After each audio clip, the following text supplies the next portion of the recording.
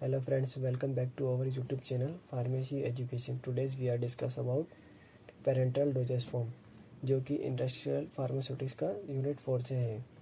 अगर आप इस चैनल पर नए हैं तो प्लीज़ चैनल को लाइक और सब्सक्राइब करना ना भूलें। पेरेंटल डोजेस फॉर्म, इसकी क्या डेफिनेशन है? The parenteral term is derived from Greek word para means outside and entera means intestine. इसका मतलब है इंटेस्टाइन के आउटसाइड जो ड्रग दी जाती है वो पेरेंटल कहलाती है। थस इस प्रकार the parenteral are sterile solution or suspension of drug in aqueous or oily phase. जो पेरेंटल होते हैं वो एक्वस और ऑयली फेज दोनों में पाया जाता है। They are administered directly into the venous muscles and under the skin और more specialized as spinal cord. जो पेरेंटल है वो वेनस में भी दी जाती है, मसल्स में भी दी जाती है और स्किन में भी, और सबसे स्पेशल स्पाइनल कॉर्ड में।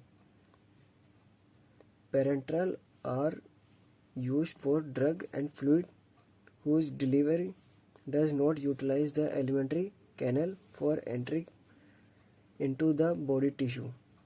अब इसके जनरल रिक्वायरमेंट्स फॉर पेरेंटल क्या क्या होती है? Stability, sterility, free from pyrogen और टॉक्सिजन से, आइसोटोनिक और chemical purity. Thus parenteral are injectable drug that enter the body directly and not required to be absorbed in the GIT before they show their effect.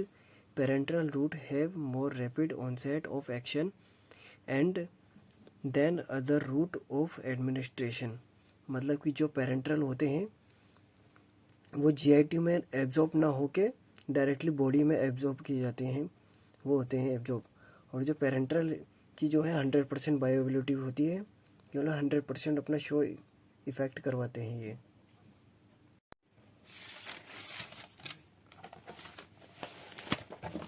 अब आते हैं इसके advantages और disadvantages. पहले advantages, rapid onset of action. Second है useful in unconscious patient, मतलब कि जो बेहोशी की हालत में रहता है या अनकॉन्शियस रहता है उस पेशेंट के लिए यूजफुल रहता है। प्रोवाइड सस्टेन ड्रग डिलीवरी, बिल्कुल फास्टेस्ट डिलीवरी करवाता है। Avoid first pass metabolism, target drug delivery, complete bioavailability. ये इसके एडवांटेजेस है। और डिसएडवांटेजेस क्या रहते हैं? फर्स्ट है पेन ऑन इंजेक्शन। जो भी हम इंजेक्शन लेते हैं तो हमें पेन थोड़ा पेन तो होता ही है, ये होता है।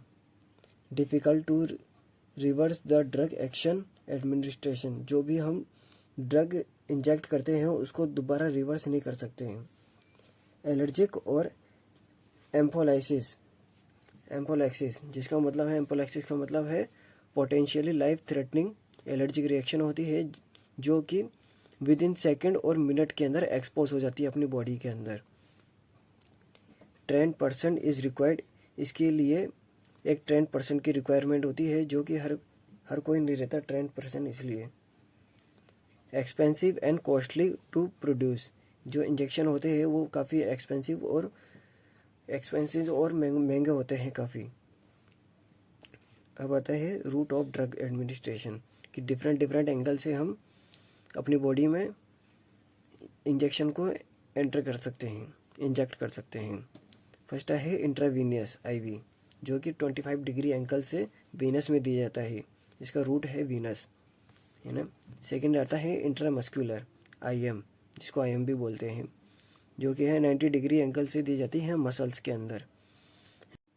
सबक्यूटेनियसली, जिसको SC भी बोलते हैं, ये 45 डिग्री के एंगल पर स्किन में दी जाती है ना। फोर्थ है इंट्राडर्मल, जिसको ID भी बोलते हैं, ये 10 डिग्री से 15 डिग्री के एंगल पर ड्रमस में दी जाती है, जो कि स्किन की ही लेयर होती है ना। फिफ्थ है इंट्राएथिकल, जिसको IA भी बोलते हैं, और ये CSF मतलब कि सेंट्रल स्पाइनल फ्लूइड या स्पाइनल कॉर्ड में दी जाती है ना। सिक्स है इंट्रा आर्टिकुलर, जो कि जॉइंट्स की में दी जाती है। सेवंथ है इंट्रासिस्टर्नल, जो कि सब एर्केनोइड स्पेस में दी जाती है। 8th है इंट्रासेरेब्रल, जो कि सेरेब्रल और ब्रेन में दी जाती है।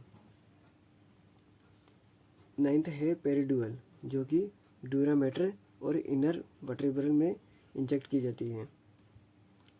10th है एपिड्यूरल जो कि सर्वाइकल में दी जाती है। और लास्ट एंड फाइनल है 11th इंट्राकार्डियक, जो आपको कार्डियक के नाम से पता चल रहा है कि किस में दी जाती है, हार्ट में दी जाती है।